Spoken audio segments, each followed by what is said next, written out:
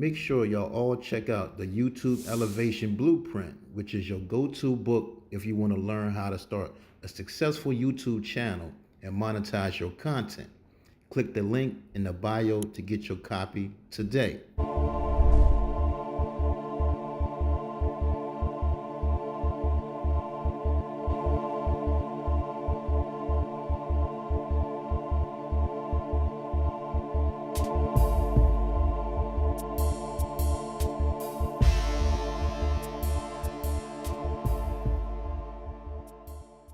I remember my mom, aunts, my grandma used to say all the time that they were about to watch their stories.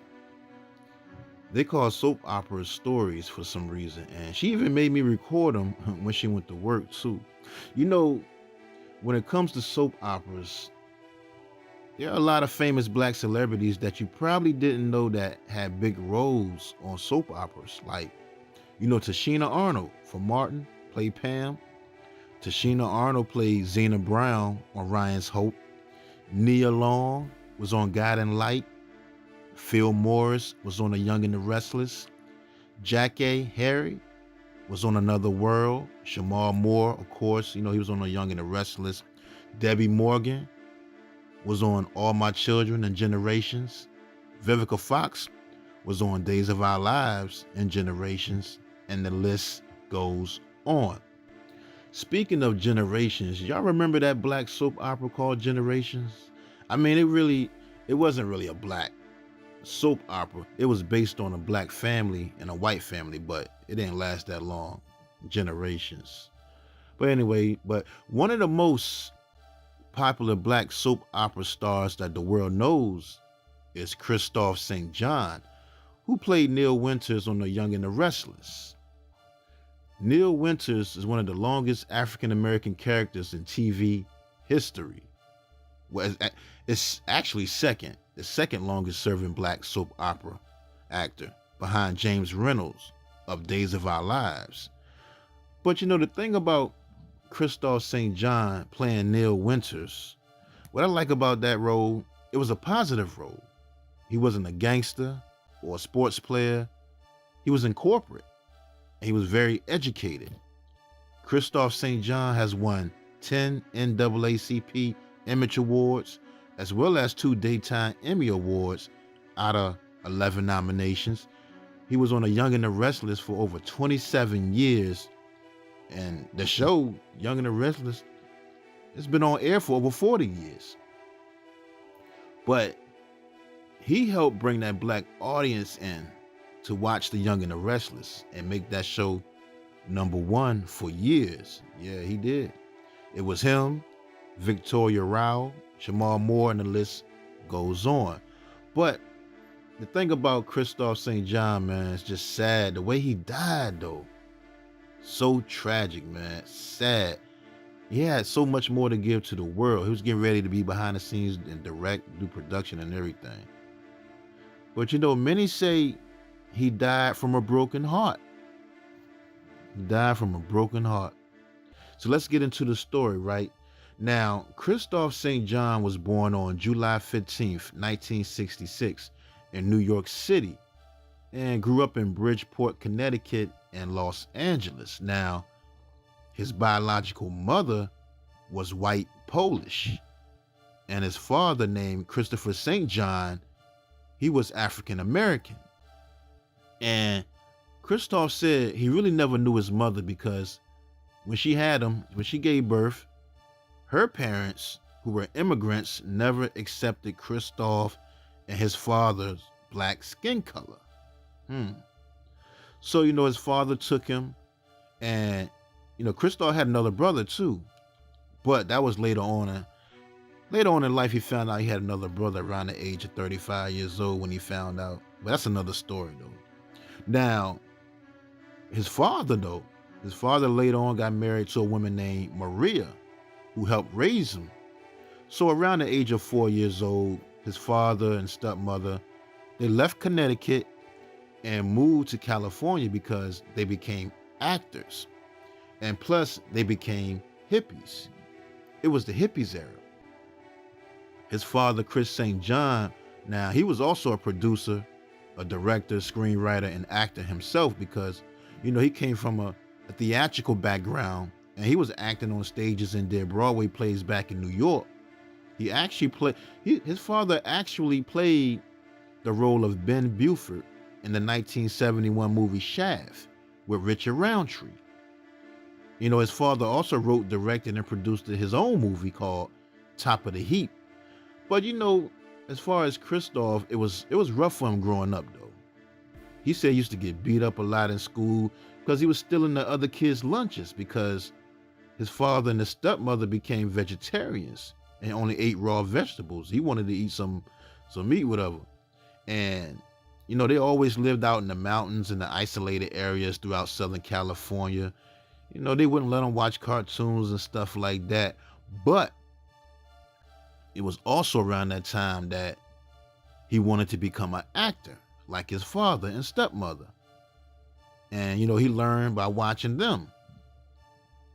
And, his father started showing him the techniques of acting and started to manage his career, which was good at the time because his father ended up getting blacklisted from the acting anyway.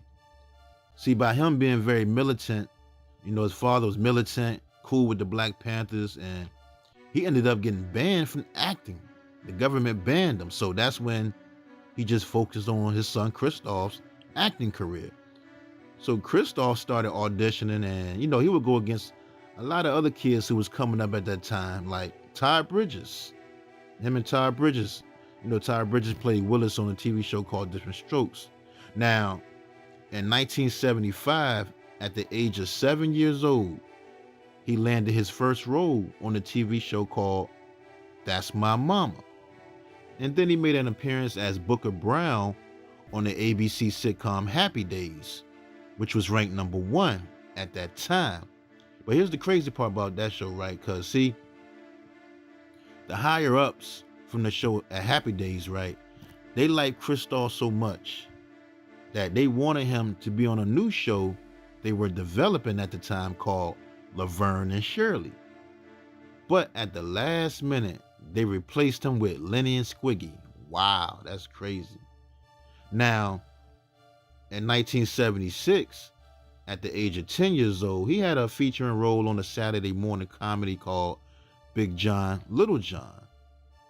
In 1979, at the age of 12 years old, he portrayed a young Alex Haley in the ABC miniseries called Roots, The Next Generations. After that, he played in the Bad News Bears TV series, which was great for him because it was sports, because he loved sports growing up, but he couldn't play because his father wouldn't let him play sports because he was now an actor and he didn't want him to get hurt or anything. So when he got the chance to play baseball in the Bad News Bears TV series, he was happy about that.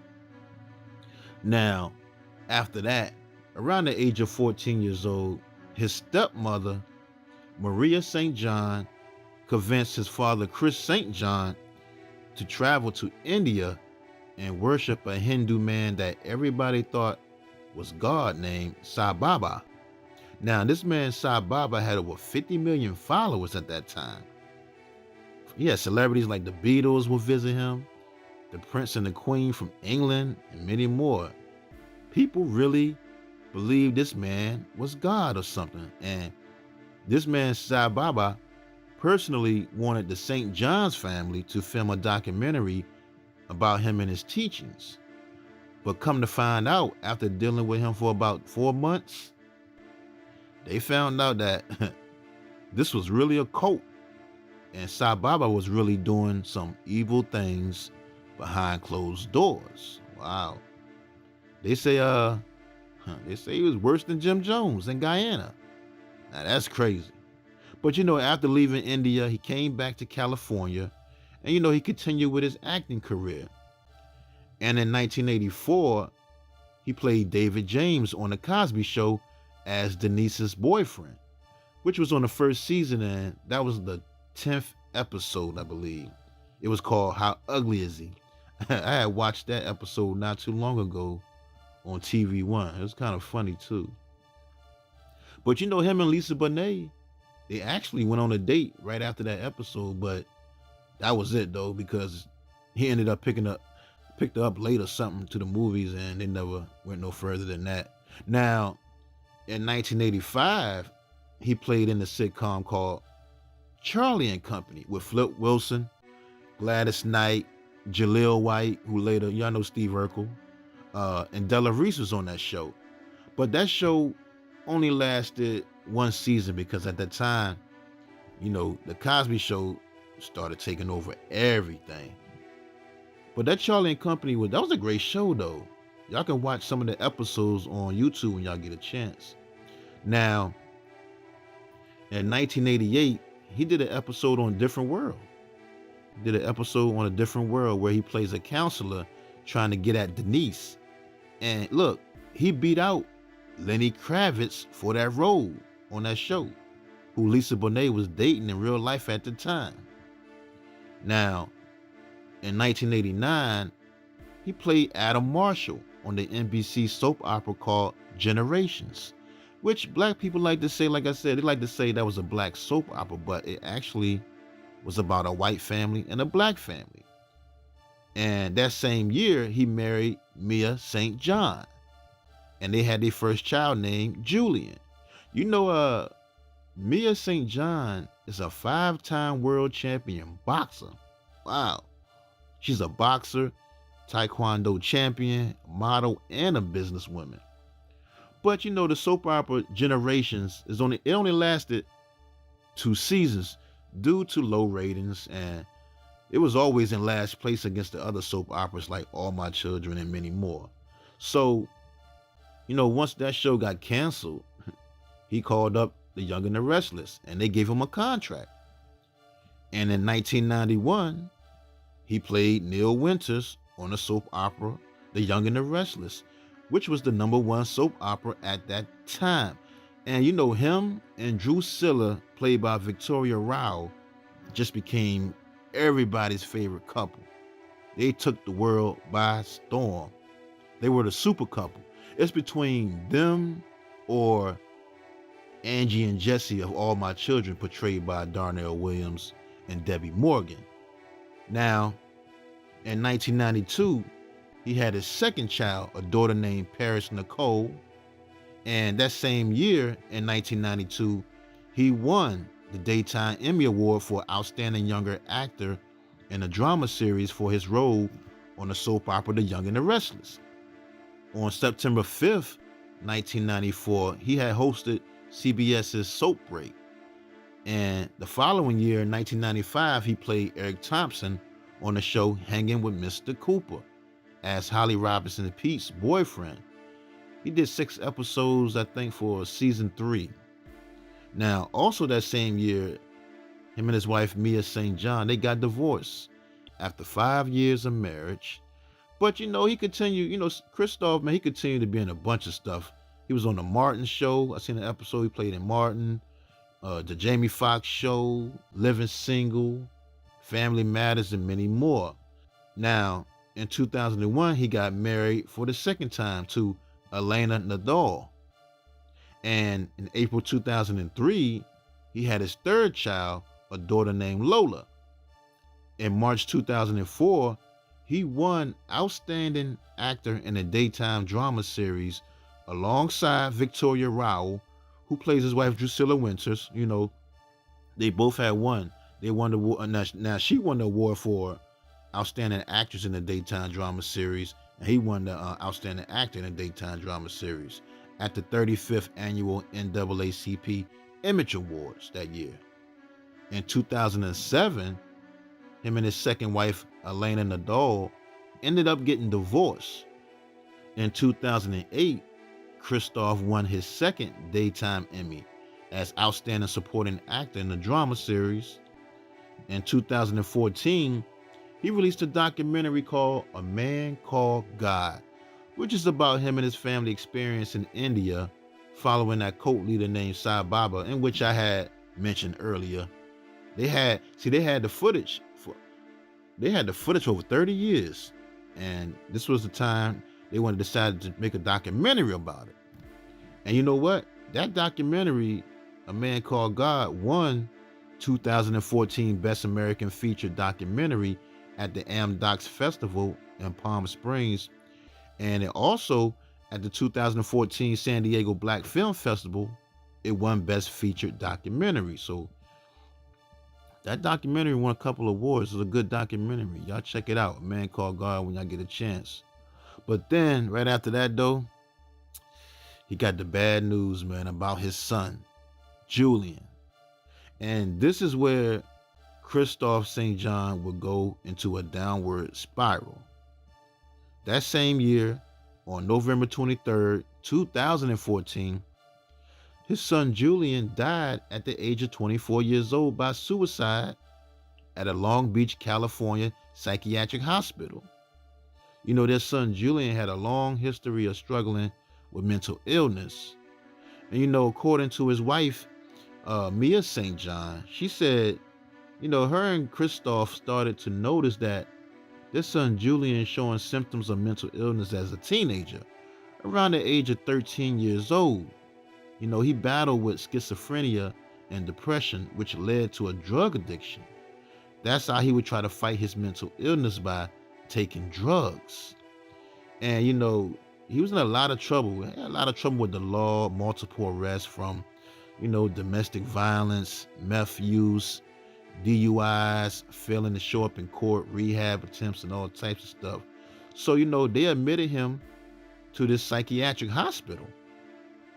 And this hospital told Kristoff and Mia, because of his suicidal behavior, they will be checking on him every 15 minutes. That was what they were supposed to be checking on him every 15 minutes, but somehow Julian just kept escaping out of this hospital. Like one time, you know, the cops found him at the bus stop.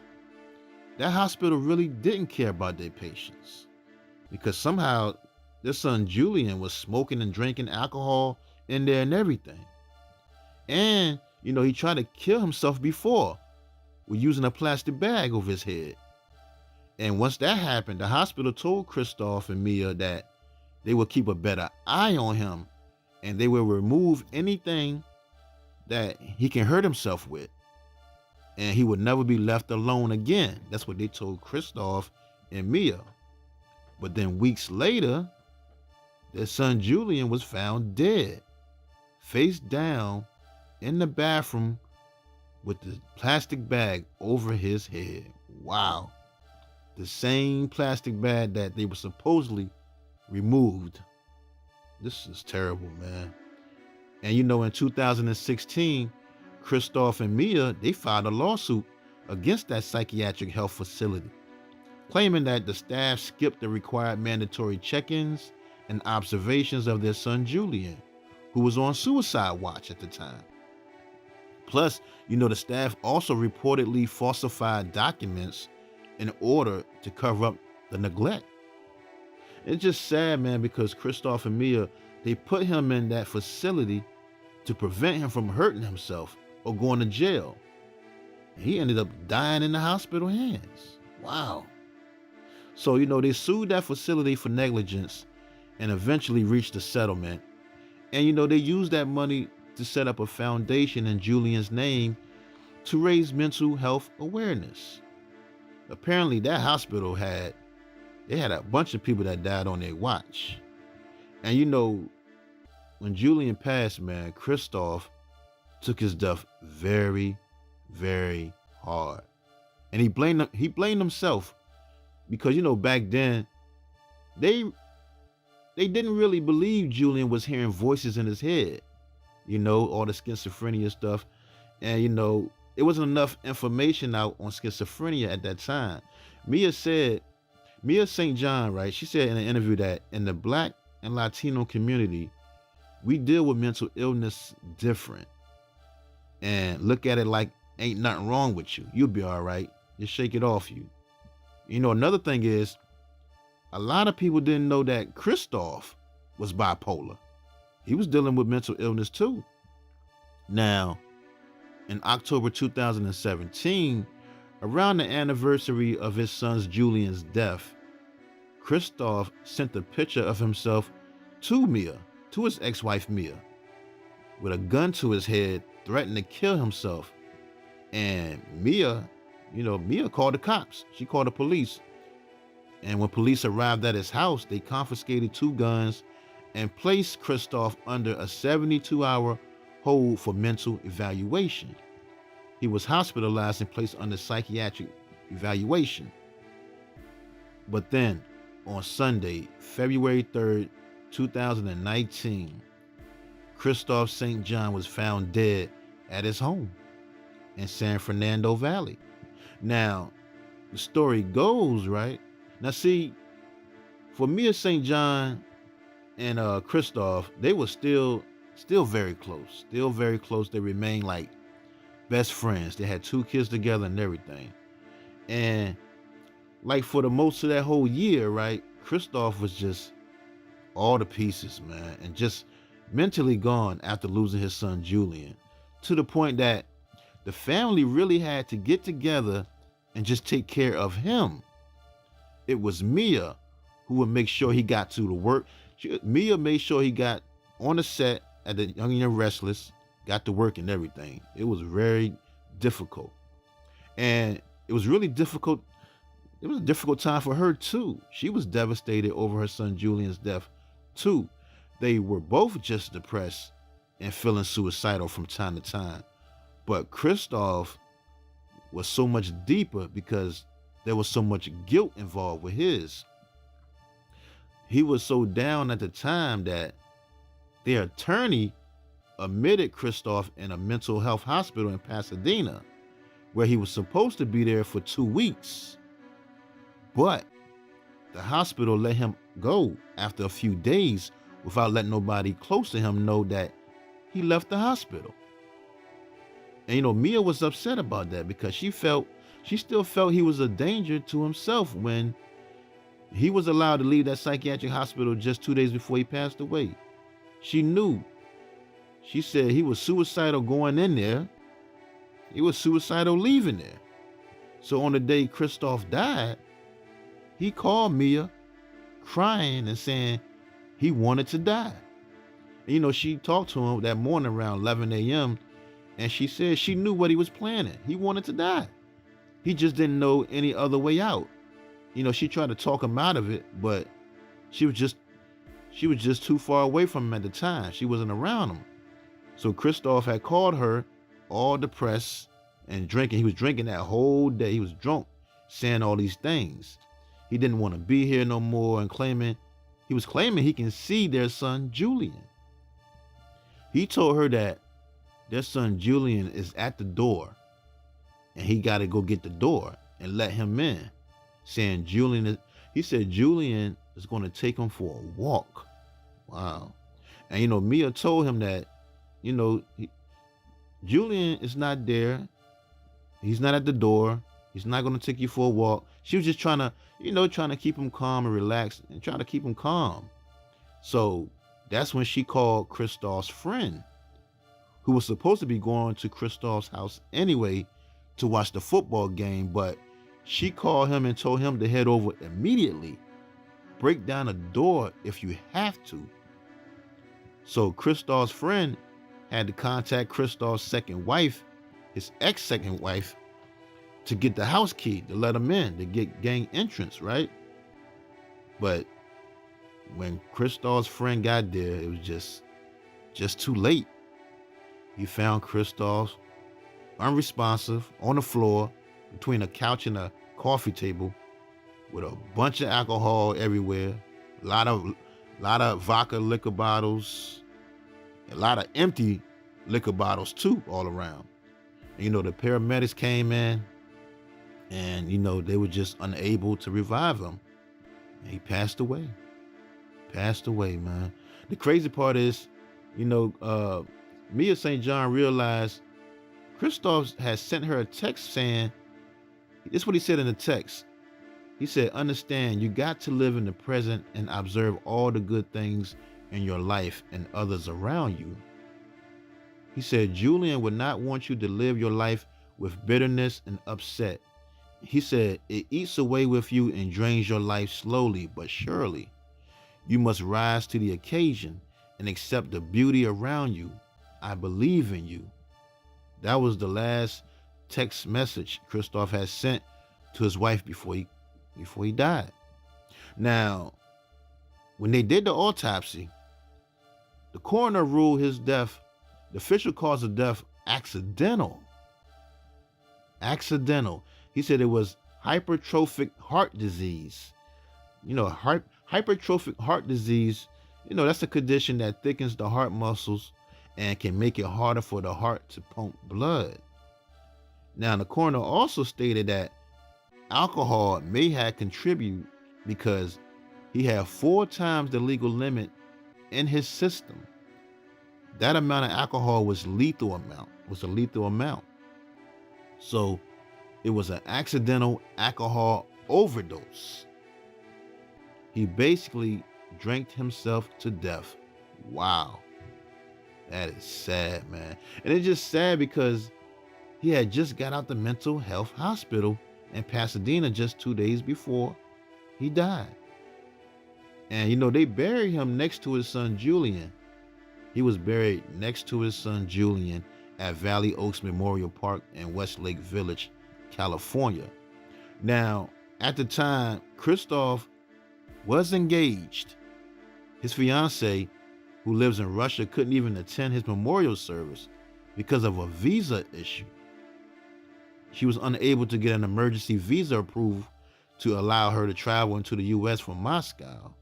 So she missed the whole thing, his fiancée. And another thing, right, Kristoff did 2 weeks before he died, he was on Twitter and had retweeted someone's post about losing a child. And he posted, this is what he posted. Grieving the loss of a child is a process. It begins on the day your child passes and ends the day the parent joins them. Wow. Like I said, man, some say he died of a broken heart. He died of a broken heart after losing his son Julian. Sad, man. And look, right now, Mia St. John, she put out a post on Twitter after his death, blaming the hospital for Kristoff's death. Now, this is what she said in the post. She posted, "That hospital killed our son, then my husband. That's what happened. They killed my family." But she later deleted that post. And Mia St. John also, she released her book titled Fighting for My Life, a memoir about a mother's loss and grief that everybody should really check out and support when y'all get a chance. She goes into more details about everything. And she wrote that book to help her cope with her son Julian and Kristoff's deaths. Because after Kristoff died, Mia St. John went back to drinking after 30 years of being clean. Wow. She tried to drink herself to death like Kristoff did, because Kristoff was clean and sober for years also until the passing of their son Julian. But Mia said she ended up in a psychiatric ward twice after all that. But luckily, her boyfriend and family put her in the hospital and saved her life. Wow. Mia St. John also made this statement, right? She said, when Kristoff told her that Julian came to the door, she knew that their son came and took Kristoff home. And that was her only comfort. Sad, man. Wow. The Young and the Restless, they did a special episode on Kristoff's passing. It's on YouTube if y'all want to check it out. A lot of people said they didn't like it, but the way they did it, I don't know, man. But this is a sad story, man. Kristoff was only 52 years old. Rest in peace, Kristoff St. John.